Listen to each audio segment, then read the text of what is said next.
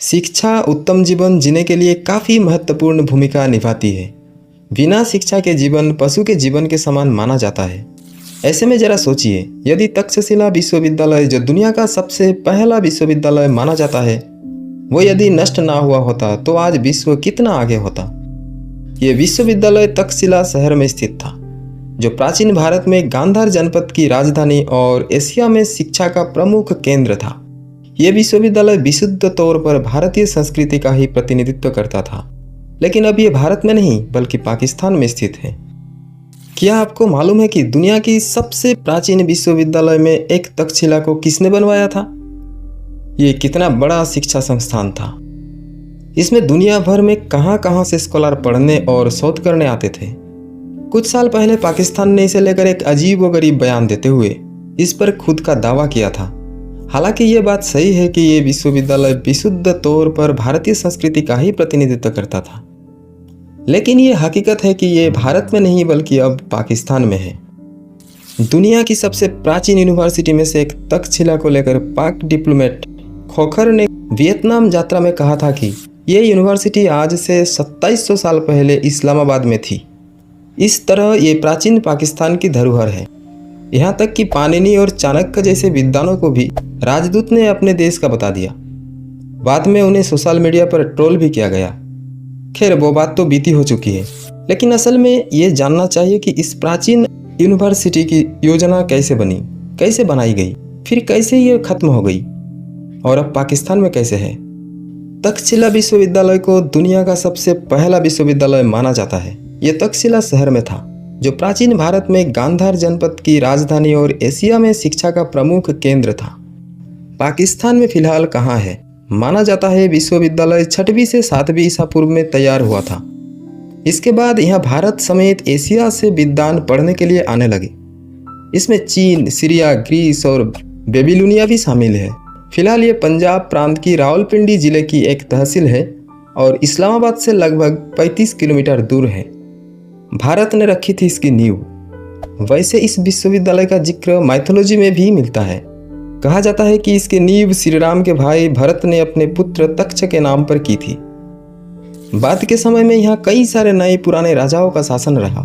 इसे गांधार नरेश का राजकीय संरक्षण मिला हुआ था और राजाओं के अलावा आम लोग भी यहाँ पढ़ने आते रहे। वैसे ये गुरुकुल की शक्ल में था, जहाँ पढ़ने वाले नियमित वेतनभोगी शिक्षक नहीं बल्कि वही आवास करते और शिष्य बनाते थे। पहली बार साल 1863 में जमीन के नीचे दबे इस महान विश्वविद्यालय के अवशेष मिला। इसके बाद से इस जगह की भव्यता के बारे में कई बातें सामने आ चुके हैं। सोचने की बात है कि जिसे दुनिया की सबसे पहली यूनिवर्सिटी कहते हैं, वो आखिर कैसे खत्म हो गई। लेकिन इससे पहले थोड़ा वहाँ की समृद्धि के बारे में जानते हैं। ये पूरी तरह से विकसित शहर था। यहाँ पक्के मकान, पानी के निकासी की व्यवस्था, बाजार और मठ मंदिर थे। ये व्यापार का भी बड़ा केंद्र था और मसालों, मोतियों, चंदन, रेशम जैसी चीज़ों का व्यापार हुआ करता। 64 विषयों को पढ़ाया जाता था यहाँ। अब विश्वविद्यालय की बात करें तो यहाँ छात्र वेद, गणित, व्याकरण और कई विषयों की शिक्षा लेते थे। माना जाता है कि यहाँ पर लगभग 64 विषय पढ़ाए जाते थे, जिसमें राजनीति, समाज विज्ञान और यहाँ तक कि राजधर्म भी शामिल था। साथ ही युद्ध से लेकर अलग अलग कलाओं की शिक्षा मिलती। ज्योतिष विज्ञान यहाँ काफ़ी बड़ा विषय था। इसके अलावा अलग अलग रुचियाँ लेकर आए छात्र को उनके मुताबिक विषय भी पढ़ाए जाते थे। विज्ञान से लेकर धर्म तक की पढ़ाई। यहाँ केवल धार्मिक शिक्षा ही नहीं दी जाती थी, बल्कि भाषाओं, कानून, ज्योतिष, खगोल शास्त्र और तार्किकता जैसे बातों की पढ़ाई होती थी। साथ में ये विश्वविद्यालय अपने विज्ञान, चिकित्सा और कलाओं की शिक्षा के लिए प्रसिद्ध था। मार्शल के अनुसार शुरुआती बुद्ध साहित्य, खासकर जातकों में इसका उल्लेख हुआ है। इसे ऐसा विश्वविद्यालय बताया जो वेदों से लेकर गणित और चिकित्सा तक हर विषय की पढ़ाई और शोध का केंद्र था। यहाँ तीरंदाजी भी सिखाई जाती थी। मौर्य साम्राज्य में ये ज्ञान का और बड़े केंद्र के तौर पर उभरा और साथ में मजबूत हुआ। अनेक शोध से ये अनुमान लगाया गया कि 500 ईसा पूर्व में जब संसार में चिकित्सा शास्त्र की परंपरा भी नहीं थी, तब तक्षशिला आयुर्वेद विज्ञान का सबसे बड़ा केंद्र था। जातक कथाओं एवं विदेशी पर्यटकों के लेख से पता चलता है कि यहाँ का स्नातक मस्तिष्क के भीतर तथा अंतड़ियों तक का ऑपरेशन बड़ी सुगमता से कर लेते थे। अनेक असाध्य रोग का उपचार सरल एवं सुलभ जड़ी बूटियों से करते थे। इसके अतिरिक्त अनेक दुर्लभ जड़ी बूटियों का भी उन्हें ज्ञान था। कई आक्रमण इस पर हुए जिससे ये खत्म हुआ। बाद में अनेक आक्रमणों से ये भव्य विश्वविद्यालय खत्म हो गया।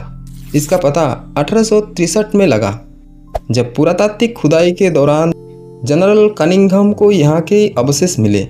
इससे शहर के अलग अलग पहलू खुलते गए। बता दें, 5वीं ईस्वी में चीन से बौद्ध भिक्षु फाहियन यहाँ आए थे। उन्होंने शहर के साथ विश्वविद्यालय को अपने पूरे वैभव में देखा। हालांकि 7वीं ईस्वी में चीन के एक अन्य भिक्षु स्वानजंग को शहर में वीरानी और मलबा ही दिखा। इस बीच क्या हुआ, इसके बारे में कई बातें प्रचलित हैं। खानाबदेश जातियों के आक्रमण से नष्ट हुआ। एक के बाद एक कई आक्रांताओं ने शहर को पूरी तरह से खत्म कर दिया। कुछ इतिहासकारों का कहना है कि मध्य एशियाई खानाबदोश जनजातियों ने यहाँ आक्रमण करके शहर को खत्म कर डाला। इस कड़ी में शक और हुन का जिक्र आता है। हालांकि बहुत से इतिहासकार कुछ और ही बताते हैं। उनके मुताबिक शक और हुन ने भारत पर आक्रमण तो किया था, लेकिन उसे लूटा था, नष्ट नहीं किया था। उनके मुताबिक अरब आक्रांताओं ज्ञान के इस शहर को पूरी तरह से खत्म कर दिया ताकि इससे विद्वान न निकल सके। 6वीं सदी में यहाँ पर अरब और तुर्क के मुसलमानों ने आक्रमण करना शुरू किए। आज भी यहाँ पर तोड़ी हुई मूर्तियाँ और बुद्ध प्रतिमा के अवशेष मिलते हैं। भौगोलिक स्थिति इसे खास बनाती है। तक्षशिला विश्वविद्यालय सिंधु नदी के किनारे बनाया गया था, जहाँ धार्मिक और सेकुलर विषयों की पढ़ाई होती थी। शुरुआत में इसकी शुरुआत ब्राह्मण शिक्षा के केंद्र के तौर पर हुई, लेकिन फिर ये साथ में बुद्ध शिक्षा का भी बड़ा केंद्र बन गया। एशिया में प्राचीन भारत के रास्ते जो व्यापार होता था, तक्षशिला उसके रास्ते पर था। अपनी भौगोलिक स्थिति के चलते ये बड़े शिक्षा केंद्र के तौर पर उभरा। ऐतिहासिक रूप से ये 3 महान मार्गों के संगम पर स्थित था। उत्तर पथ, मौजूदा ग्रैंड ट्रंक रोड, जो गांधार को मगध से जोड़ता था। उत्तर पश्चिमी मार्ग, जो कापिस और पुष्कलावती आदि से होकर जाता था। सिंधु नदी मार्ग, श्रीनगर, मानसरा, हरिपुर घाटी से होते हुए उत्तर में रेशम मार्ग और दक्षिण में हिंद महासागर तक जाता था। यूनेस्को धरोहरों में यह स्थल 1980 से यूनेस्को की विश्व विरासत सूची में सम्मिलित है। वर्ष 2010 की एक रिपोर्ट में विश्व विरासत फंड ने इसे उन 12 स्थलों में शामिल किया जो अपूरणीय क्षति होने के कगार पर हैं।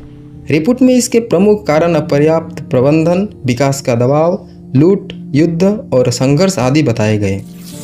पाकिस्तान में अब ये इसलिए है क्योंकि 1947 के बाद जिस जगह ये स्थित था वो पूरा इलाका भौगोलिक तौर पर पाकिस्तान के पास चला गया।